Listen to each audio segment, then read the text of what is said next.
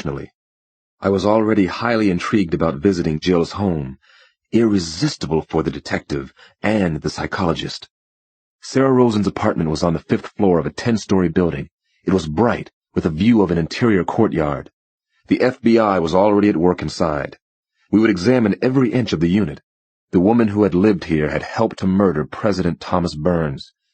Sarah Rosen's apartment had historical importance now. Her den had been used as an editing room for their film.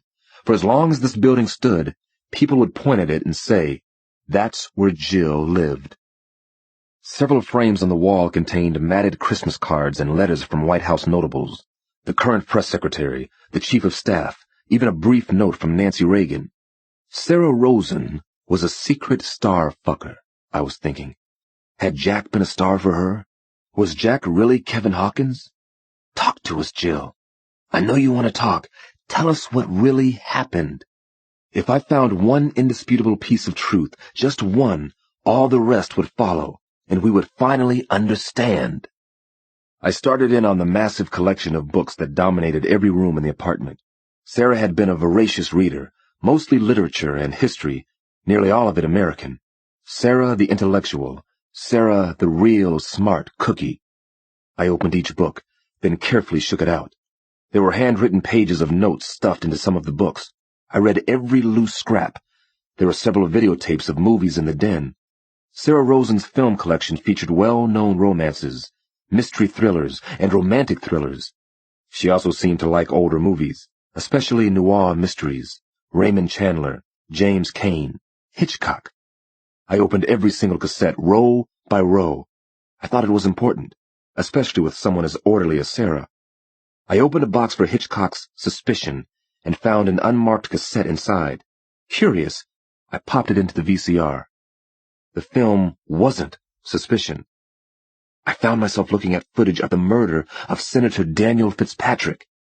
This was apparently the uncut version. The extra footage was even more disturbing and graphic than what had been viewed on the TV news network. The fear in Senator Fitzpatrick's voice was terrible to bear. He begged the killers for his life. Then he began to sob loudly. I jabbed at the pause button. Jackpot! The next shot in the film had started tight on Senator Fitzpatrick, then pulled out to a wide angle, maybe wider than intended. The tape showed Jack as he fired the second shot. The killer wasn't Kevin Hawkins. I suddenly wondered if Jill had left the tape here for someone to find. Had she suspected that she might be betrayed? Was this Jill's payback? I thought that maybe it was. Jill had fucked Jack straight from hell. The FBI, Secret Service, and the Washington police worked closely together on a massive manhunt. They all wanted a piece of this one badly. Early on the morning of December 20th, I watched Jack through a pair of binoculars. I couldn't take my eyes off the killer and mastermind. I wanted to take him down. I wanted him for myself. But this was Jay Grayer's day. His show. His plan of action. Jack was just walking out of a 3-story colonial house. He went to a bright red Ford Bronco that sat in a circular driveway. By now, we knew nearly everything about him. Now we understood a lot more about Jack and Jill. Our eyes had been opened very, very wide. Jack was herding along a small boy and girl, very cute kids. He looked like the perfect suburban Washington dad, down to his blue plaid shirt and stone-washed dungarees. The president's assassin. The stone-cold killer of several political enemies. He was just about the perfect American killer. He was a daddy, a husband, clean-cut as could be. He even had alibis, though none of them would hold up because of the film footage of his shooting Senator Fitzpatrick. "Get ready to follow Jack," Grayer spoke into a handheld mic in our car. "You know, Alex, I still don't get it. What makes Jack run? Why did he do it?" "Money," I told him. A theory I had. Look for the money. It cuts through and simplifies all the other stuff. A little politics, a little cause, and a lot of money. Hard to beat in this venal day and age. I think he's probably acquainted with some people with a lot of money and power, but not as much power as they would like to have. The Bronco took off and we followed it at a comfortable distance. Jack was a careful driver of his valuable cargo. He's taking the kids to the day school. His life is back to normal now. He just helped execute a president. No biggie. Life goes on. Jack had been a full colonel, a war hero in Desert Storm. Now he probably believed he'd gotten away with several murders in another just war, that he was a soldier hero known only to God. Jack dropped the two children off at the school and kissed them goodbye.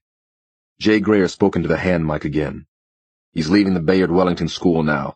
He's turning back onto the main road. We'll take him down to the stoplight ahead. Just one imperative. We take him alive. Grayer offered up a crooked smile. We both understood why. The good part was coming now. The only good part in this whole affair. Let's get this son of a bitch. Jay Grayer and I eased up right behind Jack's trendy off-road vehicle. We had 4 mainline vehicles, another half-dozen cars, and 2 helicopters for backup. I didn't see how Jack could escape. I was thinking ahead to the massive ramifications of the assassin's capture and the even more shocking surprise still to come. We take him down on 3, Grayer said into his hand mic. I was one of the 6 who jumped out of the intercept cars, stopped at the light. It was an honor. I got to the passenger door of his vehicle as the Secret Service agent yanked open the driver's door. Jack turned toward me, and he got to look right into the wide-eyed barrel of my Glock. Don't move! Don't even breathe too hard, I said to him. He hadn't been expecting us. I could tell that by the shock spread across his face. He thought he was home free. Secret Service, you're under arrest. You have the right to remain silent, and that's a real good idea. One of the agents barked at Jack. The agent's face was bright red with outrage at this man who had murdered President Thomas Burns. At first, Jack had been startled, but now he became calm. It was astonishing to see the calmness and cool take hold. I shouldn't have been surprised. This was the real Jack. This was the president's killer. Very good, he finally said, commending us for our professionalism. It made my blood boil. He slowly got out of the vehicle. Both his hands were held up high. How much do you know? We didn't answer him. It was our turn to play games. Now we had a few surprises for Jack. He was only the beginning. As we rode back to Jack's house on Oxford Street, we knew we were finally at the beginning of the awful mystery. This was where it all had started, at this house just coming into view. Jay Grayer spoke into the car's hand mic. Dr. Cross and I will go the front door route. No shooting. Not even return fire if you can help it. The two of us hurried up the red brick front walkway together. The big house seemed so innocent and appealing. Children's bikes were neatly stacked on the porch. Jay Grayer rang the doorbell, and it sounded like the Avon calling bell. The door was answered by a woman wearing a red plaid robe that looked as if it came straight out of the J. Crew catalog. Finally, here was real Jill. Alex? Jay? My God, what is it? Don't tell me this is a social visit. Jean Sterling stood just inside the front door of her house. I could see a tall stack of gift-wrapped Christmas presents piled near a desk in the foyer. Jill's house, the Inspector General of the CIA. Clean Jean. What's happened?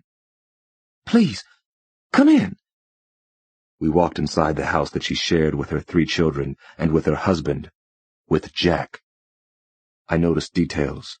Everything seemed important, telling evidence. The accents of the house communicated world travel, French etchings, Flemish weavings, Chinese porcelain. There's an old saying in classic mysteries, cherchez la femme, look for the woman. I had my own catchphrase for solving many modern-day mysteries. Cherchez l'argent, look for the money. I didn't believe that Jean Sterling and her husband had acted on their own. How much had they received for disposing of a troublesome United States president? And who had given them the money? Cherchez l'argent.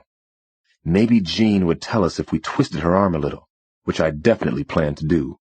Who would gain the most from the murder of President Thomas Burns? The vice president? Now the president? Wall Street?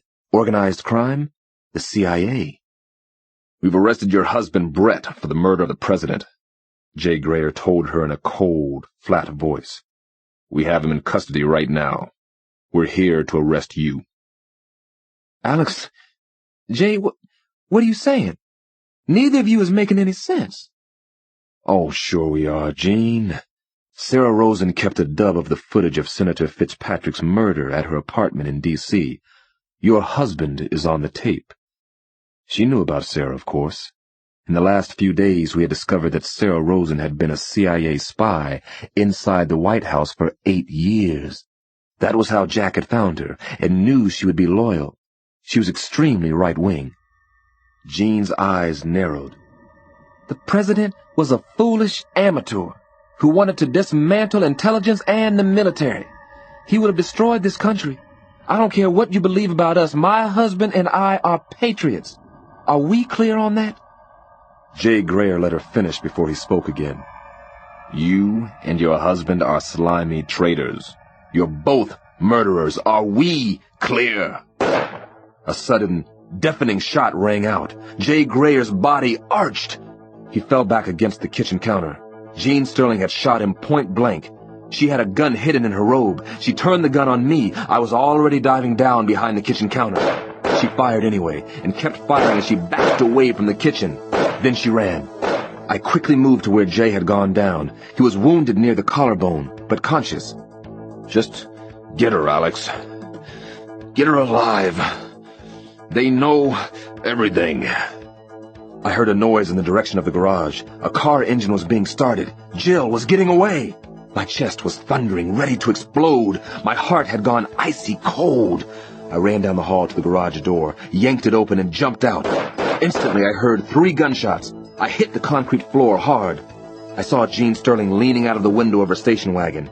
She had a semi-automatic clutched in one hand. She also had her youngest daughter with her. Her 3-year-old, Karen. She knew we wouldn't shoot with the girl in the way. The little girl was screaming loudly. How could Jean Sterling do this to a child? Jean, put the goddamn gun down! Your little girl is in danger! No answer came back. Would Jean Sterling really sacrifice her own child? For what? For money? A cause she and her husband believed in? What cause could be worth the life of a president or your own child? I fired a deafening shot into the car windshield, the driver's far side. Glass shattered all over the garage. Karen was sobbing and screeching. I could see Jean Sterling through the mosaic of broken windshield glass. There was blood all over one side of her face. She looked startled and shocked. It's one thing to plan a murder, quite another to take a hit. I grabbed the car door and yanked it open. I grabbed a full handful of Jean Sterling's blonde hair, then I hit her. I popped Jean with a full, hard shot. She sagged over the steering wheel. We had her now. I had taken her down alive. We finally had Jack and Jill. The night of the capture of Jean and Brett Sterling, the television networks were filled with a powerful, highly disturbing story. I watched the dramatic 3-ring TV circus along with Nana and Damon. There was a non-stop parade of news features on the assassination and the subsequent capture of the real Jack and Jill. I appeared in several film sequences. "So, Damon," I said to my young cub, "do you approve of your pop?" Damon grinned ear to ear. Pretty good, he admitted. "You want to give me a hug?" He did. So I knew Damon was happy with me for the moment. That was important to me. The next morning, I was up to take Damon over to the Sojourner Truth School. I stopped by Christine Johnson's office, but she wasn't back at work yet. I hoped she was going to be all right. At 8:45, the phone rang. It was Jay Grayer. "Alex, you have to come out to Lorton Prison," he said in an urgent-sounding voice. "Please, come. Right now." I broke every posted speed limit traveling out to the federal prison in Virginia. Lorton was where the Sterlings were being held in custody until their trial for the murder of Thomas Burns. I met Jay Grayer and Warden Marion Campbell on the 4th floor of the prison building. They looked as pale as the institution's stucco walls. Police and prison personnel were posted outside an examination room. Grayer, Campbell, and I filed inside. My heart was in my throat. We had to wear blue surgical masks